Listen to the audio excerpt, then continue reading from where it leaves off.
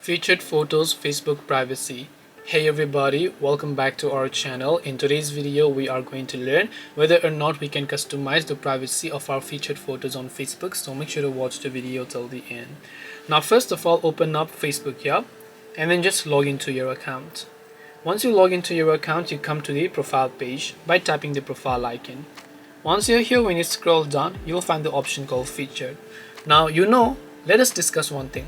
You have Instagram and you have highlights. What are those Instagram highlights? It's basically to showcase the people that is what your profile, or those are the things that you want people to see. And similarly, what is featured section? Featured section is there to feature yourself. That is why you put those photos knowingly in the featured tab. Now, one thing over here is that if your account is private or locked on either Instagram or Facebook, other people will not be able to see the featured photos at all. But if you're talking about anyone who is friends with you, they will definitely be able to see your featured photos collection, and there's no way you can actually edit the privacy of that. If they are your friends and you haven't locked your profile, they will be able to see that. If you have locked your profile, no one else will be able to see it.